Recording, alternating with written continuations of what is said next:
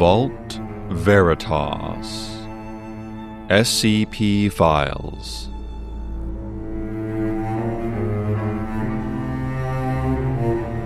Episode 102. Good Dogs.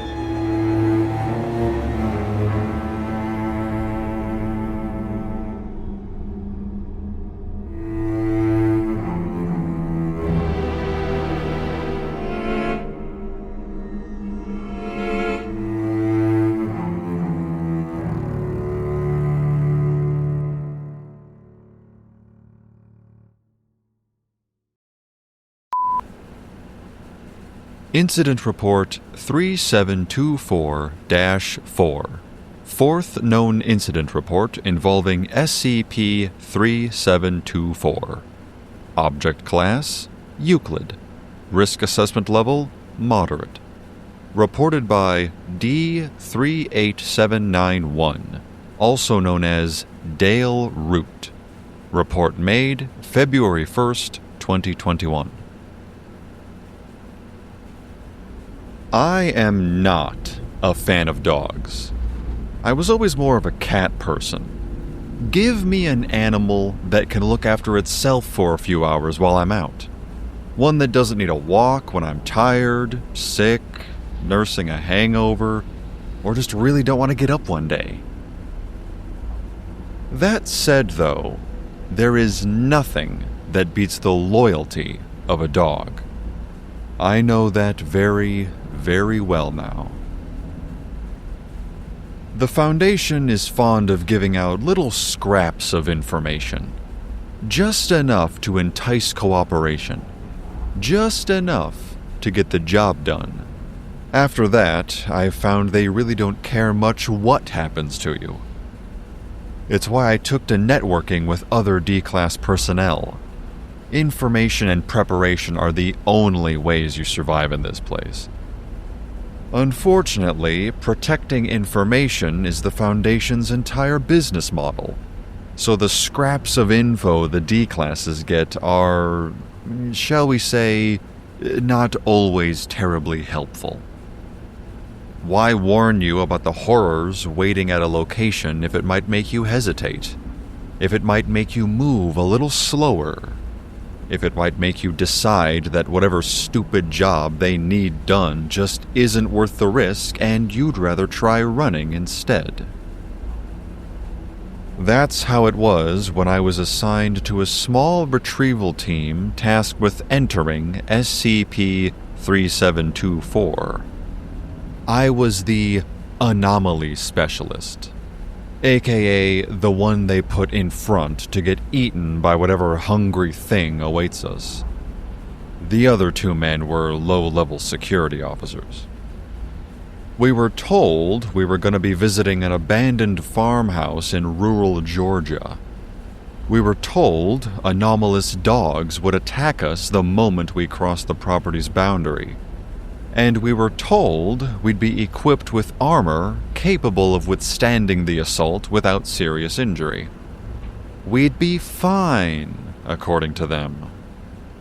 And since we were told the mission would last less than 3 minutes, I actually believed them this time. It seemed simple.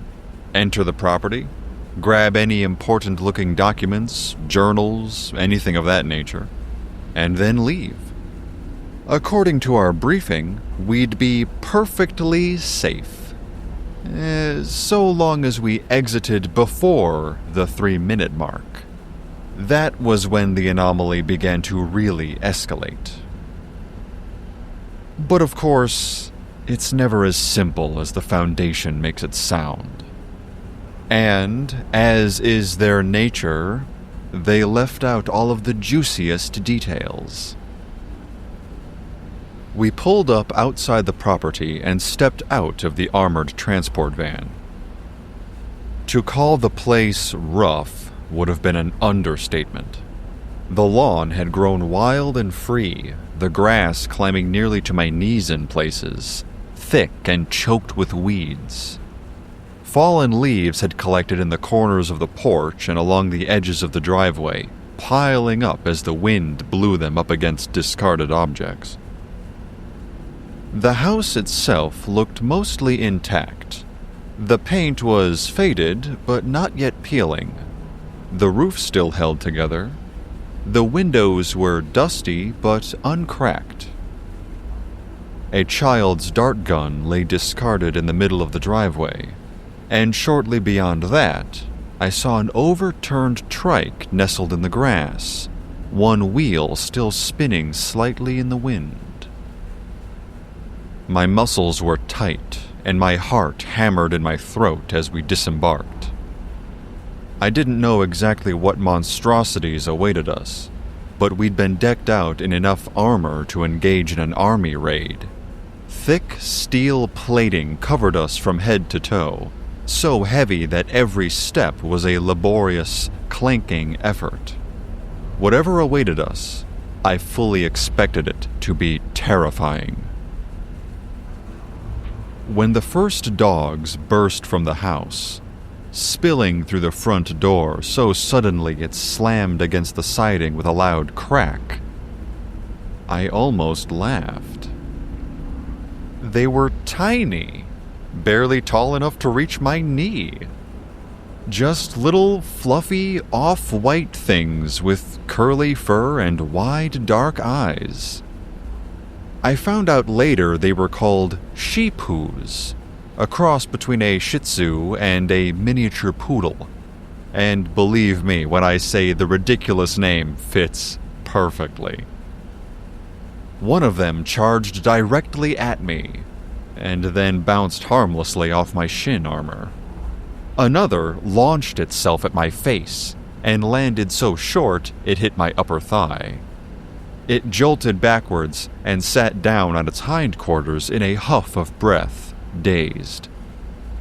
A third seized my steel shoe in its jaws and left a trail of slobber as its little teeth clinked off.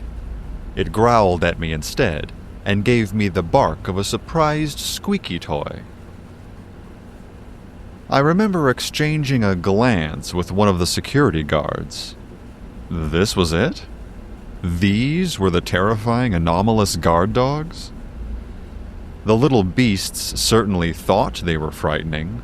They squeaked at us, snarling and snapping their tiny teeth. They encircled us, jumping repeatedly, though they knew they could do us no harm. It was almost adorable. Until they didn't stop coming. More poured from the front door, squeezing past each other in eager waves.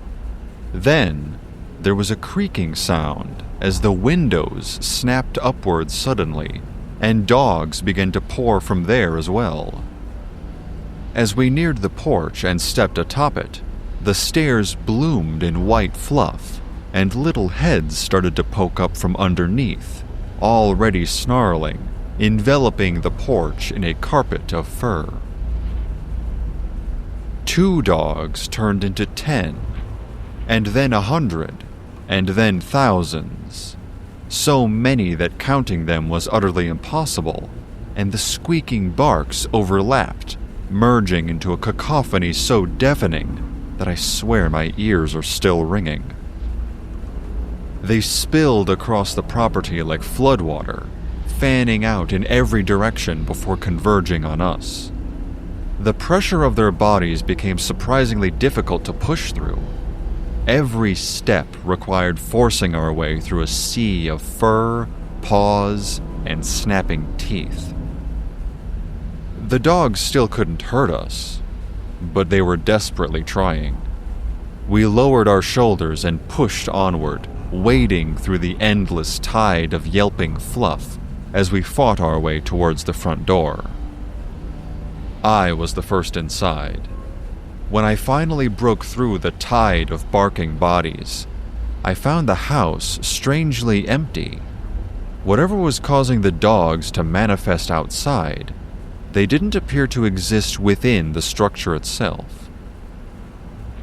A thin layer of dust clung to every surface. The air smelled old and musty. The house sat frozen in time, waiting for somebody to come home. I didn't wait for the others. The clock was still ticking. I unslung the reinforced fiber pack from my shoulders and got to work. I moved from room to room, pulling out every drawer, yanking open cabinets so suddenly that some of them broke off their hinges. Every scrap of paper I could find disappeared into the bag without so much as a glance. Letters, bills, schoolwork, sticky notes, grocery lists. If I saw words on it, I snatched it. Every room bore signs of a life forgotten. Family photographs filled the living room shelves. A cereal bowl sat forgotten in the kitchen sink, rimmed with a fuzzy green mold. A load of laundry remained in the washing machine, washed but never dried, radiating that unmistakable musty smell of wet fabric left to mold. One bedroom was covered in children's drawings, full of rainbows and stick figures. There were crayon depictions of a smiling family holding hands in front of the house. I grabbed those too. By the time I'd swept the house, my pack was bulging with paper. And that was when I realized suddenly that neither of the security guards had ever made it through the front door. I moved back towards the entrance. My first thought was that I wouldn't be able to see a damned thing through the wall of dogs outside. However, I found that when I swung the door open, I could see perfectly. There was the driveway, the overgrown grass, the transport van waiting beyond the fence, even the tree line further down the road.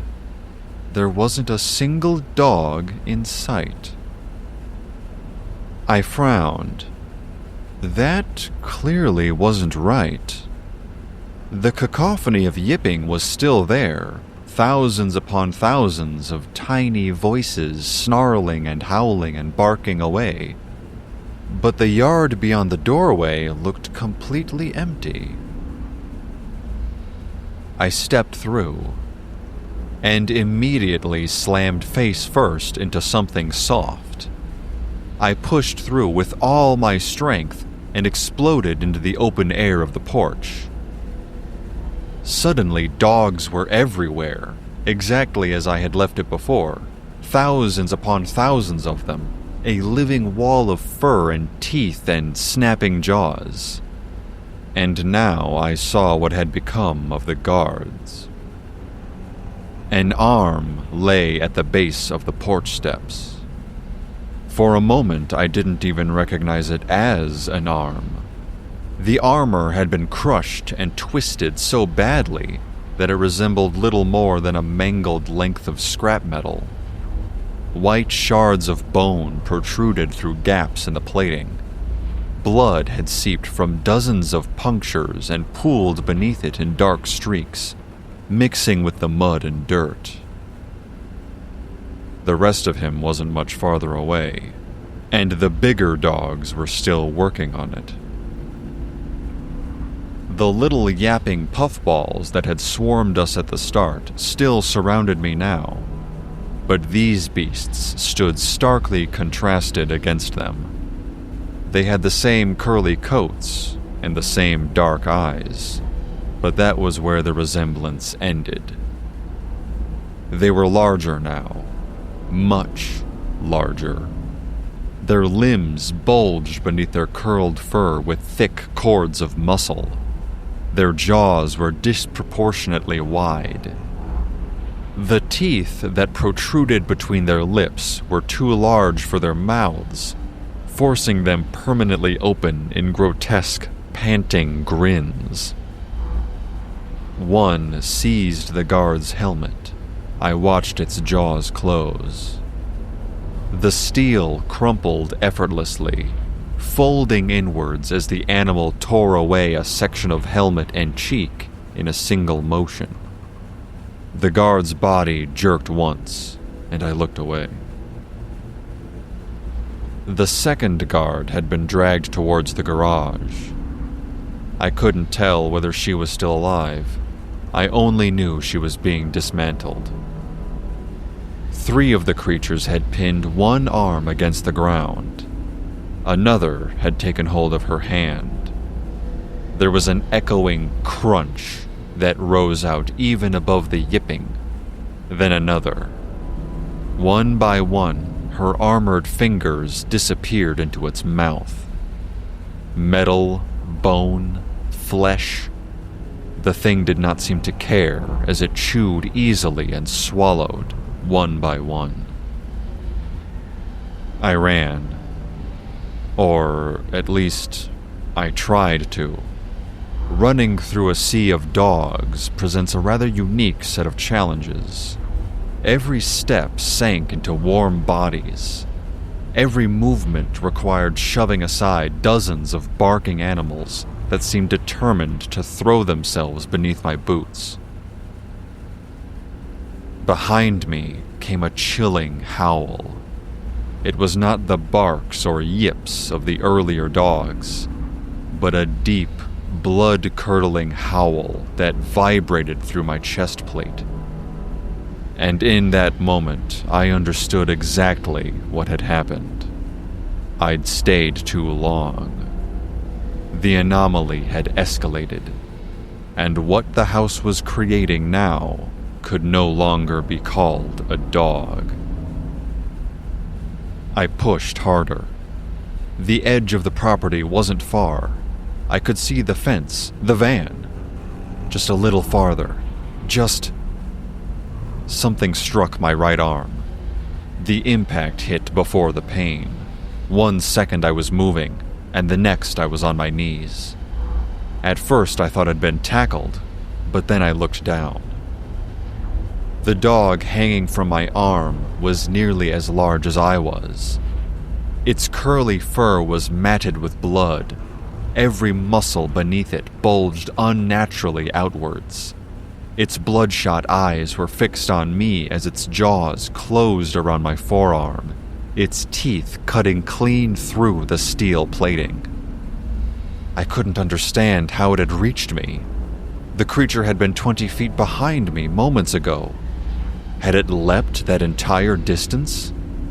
In hindsight, just thinking about its legs, I don't doubt it for a second. More gigantic bodies began crashing through the smaller dogs behind it, beelining towards me.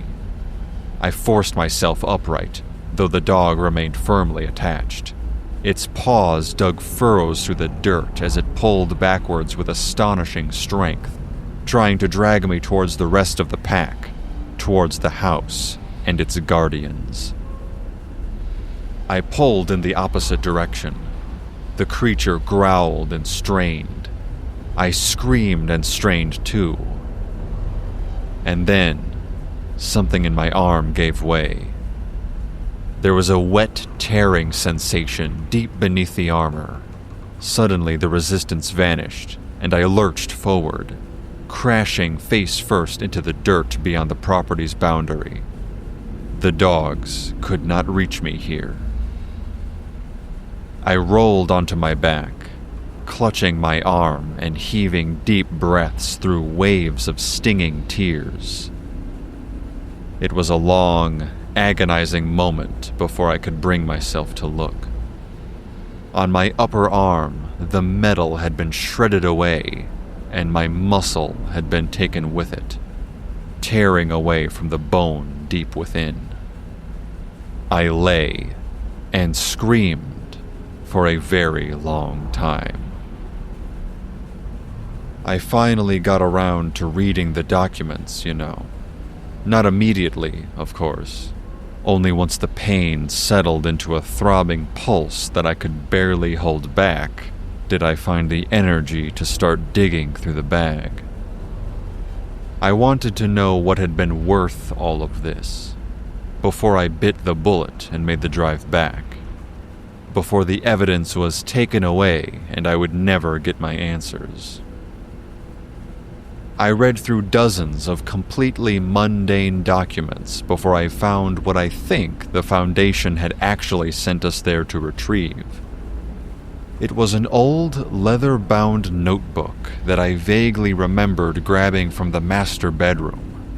It had been sitting atop a nightstand beside the bed. Most of it was ordinary. Shopping lists, reminders, endless half-completed to-do lists. Then, halfway through, I found an entry about the dogs. The owner had recently purchased them from what he described as an unusual source. He never specified who had sold them to him, only that he'd been given 2 command phrases alongside the animals: good dogs and en garde. One for downtime and one for guard duty. I'm almost certain that's what the Foundation wanted. The magic words. The off switch. They wanted to deactivate the anomaly, recover the original dogs, and contain the threat. What's better than wrapping something up neatly and saying, "Case closed"? Though I sometimes wonder what removing them from that property would actually accomplish. I keep thinking about the tricycle, the children's drawings, the cereal bowl left in the sink. I don't think the dogs were protecting a house. I think they were protecting a family. Whatever happened after that family died, the dogs never received the second half of the conversation. Nobody came home to tell them their job was finished. Nobody told them they could stop. So they waited, day after day.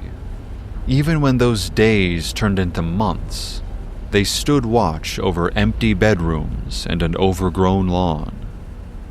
They waited for their special someones to walk through the front door and tell them they were good dogs, that they'd done their jobs well and could finally rest.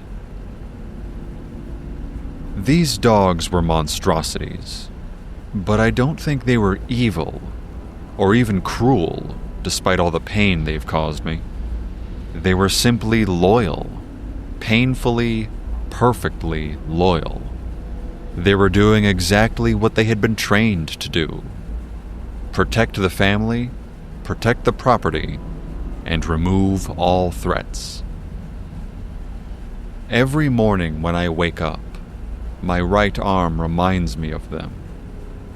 The doctor saved it, technically. I can still move some fingers, and the ones I can't, at least they're still there, right? There are days where it's hard to grasp anything at all, and days when the ache is so bad I can't even zip up my jumpsuit. But even still, I stare at the scars, and I can't find it in me to blame the dogs. They wanted so desperately to do their job that they pursued that singular goal despite anything and everything else. Despite the clear evidence that what they truly cared about was already gone. They would truly fit in here at the Foundation.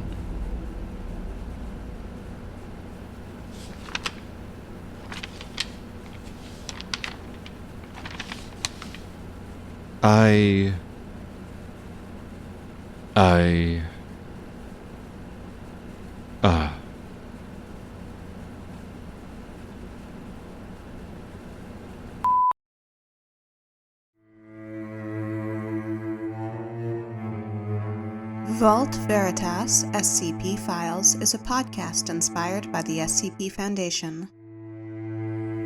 Good Dogs is based on SCP-3724 by Freese from the SCP Wiki located at scpwiki.com/SCP-3724. It is licensed under Creative Commons Attribution Share-alike 3.0 Unported License.